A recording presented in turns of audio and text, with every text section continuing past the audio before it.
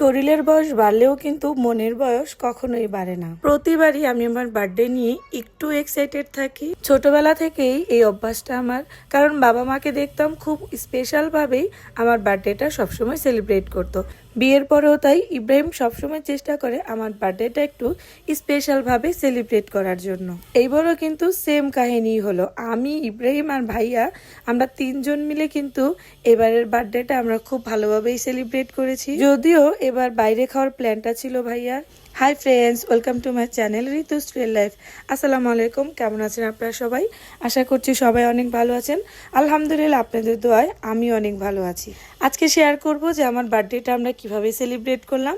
এই তো দেখছেন যে বাচ্চা কাচ্চাগুলো, ওদেরকে আমি বাসায় একটু টিউশন দেই আর ওদের জন্য একটু স্পেশালভাবে কোনো কিছু করলাম। আমার বার্থডেতে বরাবরই ইব্রাহিম বলে যে মানুষকে খাওয়াও, যদি তুমি মানুষকে খাওয়াতে পারো এর থেকে বড় দোয়া তোমার জীবনে তুমি আর কোনো কিছুই পাবে না। আমি কিন্তু এবার ওদের জন্য একটু ডিফারেন্ট কিছু করার চেষ্টা করেছি। বাচ্চাদের মন কিন্তু অনেক ফ্রেশ হয়, ওরাও চেষ্টা করেছে ওদের সামর্থ্য অনুযায়ী আমাকে গিফট দেওয়ার। আমি যেমন সামর্থ্যের মধ্যে ওদের জন্য কিছু করেছি, ওরাও কিন্তু ফিডব্যাক আমাকে দিয়েছে, ওরাও ওদের সামর্থ্য অনুযায়ী আমাকে গিফট করেছে।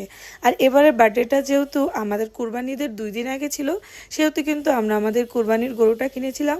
আর ওর জন্য আমার এত মায়া লাগছিল, কি আর বলবো। এমনিতেও আমি গরু অনেক ভয় পাই, তারপরও কুরবানির জন্য যখনই গরু আনে না কেন প্রত্যেকবারই ওদের জন্য আমার প্রচুর মন কাঁদে। ওদেরকে লালন পালন করতে পারি না ঠিক আছে, কিন্তু ওদের জন্য বড্ড মায়া লাগে আমার।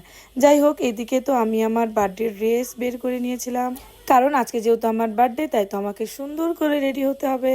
আর আমি আমার ঘরের সবাইকে নিয়ে চলে গিয়েছিলাম বাইরে খাওয়ার জন্য। যদিও আপুকে, রিঙ্কুকে, আদিবকে অনেক মিস করছিলাম, তারা একটু সিক ছিল, তাই তো তাদেরকে আমি একদমই বলতে পারি নাই। একদমই ঘরোয়া পরিবেশে আমাদের ঘরের মানুষ আর হচ্ছে দাদুর ফ্যামিলি মিলেই এবারের বার্থডেটা আমরা সেলিব্রেট করেছিলাম। এখানে তো জুবাই রেডি হচ্ছিল, ভাবি রেডি হচ্ছিল, আর ইব্রাহিমকে রেডি করানোর জন্য তার কাপড় চোপড় আমি বের করে রেখেছি। সে অলওয়েজ লেট, তার জন্য আমি রেডি হয়ে বসে থাকি, কিন্তু তার বের হতে দেরি হয়। যাই হোক, সবাই মিলে রেডি সেডি হয়ে আমরা রওনা হয়েছিলাম উত্তরা যাওয়ার উদ্দেশ্যে। যদিও প্রথমে আমাদের প্ল্যান ছিল যে আমরা সুলতানে খাবো, তারপর ওইখানে গিয়ে দেখি যে ঈদের 2 দিন আগে ছিল, তাই তো সুলতানটা বন্ধ হয়ে গিয়েছিল।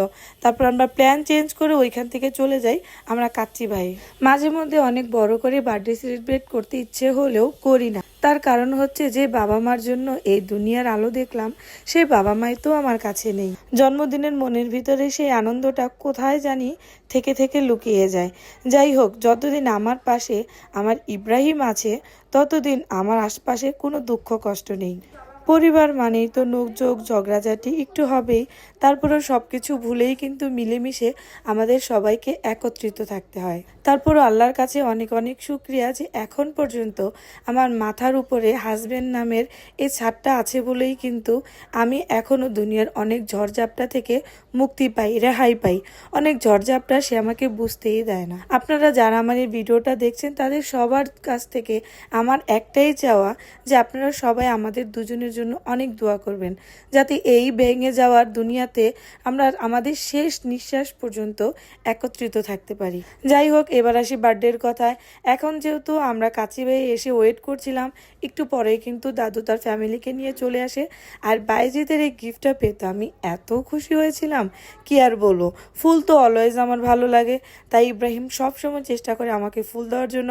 আর যেহেতু বাইজিদ একটা ফুল নিয়ে এসেছিল, তাই তো সবাই দুষ্টমি করে বলছিল যে সবাই একবার একবার করে এই ফুলটা তোমাকে গিফট করব।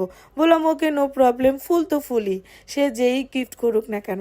তার মধ্যে বাইজিদ কিন্তু আমাকে অনেক ভালো লাগার একটা গিফট করেছে। একজন আরেকজনকে বলছিল যে আমি তো দিয়েছি, এবার আপনি দেন। কি মজার বিষয় তাই না? একটা ফুলের বুকি নিয়ে সবাই আমাকে দিচ্ছে। আসলে এটা একটু জাস্ট ফানের জন্য ভিডিওটা করেছিলাম। বাইজিৎ তো আমাকে ফুল গিফট করে আমার মনটা হ্যাপি করে দিল। একটু মনটা খারাপ ছিল বাবা মার জন্য, তারপরও কিন্তু বাইজিতের এই এত সুন্দর এত মূল্যবান গিফটটা পেয়ে আমার মনটা একদমই ভালো হয়ে গিয়েছিল। তারপর দাদু তো আমার জন্য কেক নিয়ে এসেছিল। আমি তো কেক দেখে পুরাই সারপ্রাইজ, কারণ এবার আমার চিন্তাই ছিল না যে আমি কেক কাটবো। বারবার মনে হচ্ছিল এখন আমি অনেক বড় হয়ে গেছি, এখন তো আমার কেক কাটার কোনো বয়সই নেই। কিন্তু দাদু বলল, না, তুমি এখনো আমাদের ছোটই আছো, জন্মদিনে কেক না কাটলে কি হয় বলো। দাদুর এই কেকটা দেখে আমার পুরনো একটা কথা মনে পড়ে গেছে। গতবার সেম এই কালার এই কেকটাই কিন্তু ইব্রাহিম আমার জন্য এনেছিল। আর এই কেকটা দেখে আমি আর ইব্রাহিম এটাই বলছিলাম যে দেখো, গতবারের সেম কেকটাও এবার কিন্তু দাদু আমাদের জন্য নিয়ে এসেছে। মেনলি বাসায় আমাদের প্রোগ্রাম করার ইচ্ছে থাকলেও এবার বাইরে এই ছোটোখাটো করে প্রোগ্রাম করার মেন উদ্দেশ্যই হচ্ছে দাদুর জন্য। কারণ সে বললো যে সারা বছর তুমি বাসায় রান্নাবান্না করো, এবার আমরা সবাই মিলে বাইরে সেলিব্রেট করব। তাই তো দেখুন সব বাচ্চাদেরকে নিয়ে আমি বাচ্চা হয়ে কি সুন্দর কেক কাটছিলাম। একটা পর্যায়ে তো এমন অবস্থা হয়েছে, বাচ্চা কাচ্চারা আমাকে রেখে ওরা কেক নিয়ে টানাটানি শুরু করে দিয়ে কেকটা কাটতে দেরি হয়েছে, কিন্তু কেকের আশপাশ থেকে চকলেট নেওয়া দেরি হয় নাই। এই সময় আমি ঠিক আমার মুরসালিনকে মিস করছিলাম, কারণ বাচ্চাটা আমার অসুস্থ ছিল, তাই ওকে নিয়ে আসতে পারি নাই। আমার মুরসালিন কিন্তু এরকম কেক কাটিং খুব পছন্দ করে, ওর খুব ভালো লাগে এইসব করতে। আসলে এইসব তো বাচ্চাদেরই কাজ, বাচ্চাদেরকে এগুলো মানায়। যাই হোক, আমি যেহেতু এত বড় হয়েও কেক কাটতে পেরেছি, তাহলে সবাইকে কেক না খাইয়ে দিলে কি হবে বলুন। তাই তো সিরিয়াল করে সবাইকে কেক খাইয়ে দিচ্ছিলাম। ইব্রাহিম আমার জীবনের অনেক বড় একটা সম্পদ, যে সম্পদকে আমি কখনো হারাতে চাই না। আশেপাশে যখন দেখি বা শুনি অনেকের অনেক বছরের সম্পর্ক ভেঙে যাচ্ছে বা ভেঙে দিচ্ছে, ঠিক তখনই বুকের ভিতরটা মোচড় দিয়ে ওঠে। জানি না আল্লাহ আমার ভাগ্যে কি রেখেছি। আজ অবধি তো ভালো আছি আপনাদের দোয়ায়। আপনারা দোয়া করবেন যাতে শেষ পর্যন্ত, আমার জীবনের শেষ নিঃশ্বাস পর্যন্ত আমি যাতে ইব্রাহিমের জীবনের সঙ্গী হয়ে থাকতে পারি, এইটুকুই চাওয়া। যাই হোক, কেক কাটিংয়ের পর আমাদের শুরু হয়েছিল খাওয়া দাওয়া। কেকটা কেটেছি, খেয়েছি বটে, কিন্তু আমি আমার মুরসালিনের জন্য কেকটা কিন্তু প্যাক করে নিয়ে এসেছি, কারণ ওকে ছাড়া আমি একদমই খেতে পারছিলাম না। বাচ্চাটার জন্য আমার অনেক মায়া লাগে, ওকে আমি অনেক ভালোবাসি। যাই হোক, এদিকে তো আমরা সবাই খানাপিনা শুরু করে দিচ্ছিলাম। আমরা কাচ্চি অর্ডার করে নিয়েছিলাম, বুরহানি। যদিও আমি বুরহানি খাই না, অনেকেই জানেন, কিন্তু এই চাটনিটা আমি খেতে কিন্তু খুব ভালোবাসি। ঠিক এইভাবেই আমার বার্থডেটা এবার আমরা সেলিব্রেট করেছি। যদিও বাবাকে নেওয়ার অনেক ইচ্ছে ছিল, বাবা কেন জানি আসে নাই, কারণ বাড়িতে যেহেতু কুরবানির গরু ছিল, বাড়িতে অনেকগুলো ভাড়াটিয়া ছিল, এত বড় বাড়ি তো আর খালি রেখে আসা যায় না। আপনারা যারা আমাদের মতন বাড়িতে ভাড়া দেন, তারা হয়তো বা আমার এই কথাটা বুঝতে পারবেন। যাই হোক, খাওয়া দাওয়ার পর আমি এরকম একটা রাবড়ি রসগোল্লা নিয়েছিলাম। কাচ্চি ভাইয়ের এই রাবড়ি রসগোল্লাটা খেতে কিন্তু অনেক ইয়াম্মি ছিল, যদিও এবার আমি ফার্স্ট টাইম ট্রাই করেছি।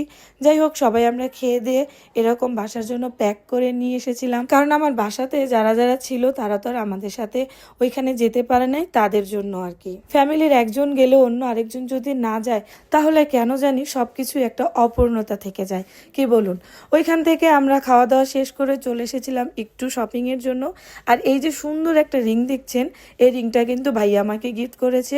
সারাদিন তো অনেক কেক কাটলাম, খাওয়া দাওয়া করলাম, এখন হচ্ছে গিফট আনপ্যাক করার পালা। আমার বাসার ছোট ছোট ওই বাচ্চাগুলো আমাকে চকলেট বক্সটা গিফট করেছিল, ওদের ভালোবাসায় যেন চকলেট বক্সটা ভরেছিল। আর তার সাথে ভাবি আমাকে এই সুন্দর গ্লাসেরটা গিফট করেছিল। আর আমার জামাই আমাকে ক্যাশ টাকা দিয়েছিল। ক্যাশ কত দিয়েছে সেটা কিন্তু বলা যাবে না, কারণ আমি আমার জামাইকে বলেছি তুমি আমাকে মোটা অঙ্কের একটা ক্যাশ টাকা গিফট করো, যাতে ওইটা দিয়ে আমি ট্যুরে গিয়ে মন মতন খরচ করতে পারি। আরেকটা গিফট আছে, ওইটা আমার বোন দিয়েছিল, ওটা কেন জানি আমি ভিডিও করতে ভুলে গেছি। যাই হোক, এই ছিল আজকে আমার বার্থডে ব্লগ। আমার এই ভিডিওটা যদি আপনাদের ভালো লেগে থাকে, অবশ্যই কিন্তু লাইক কমেন্ট শেয়ার করতে ভুলবেন না। আল্লাহ হাফেজ।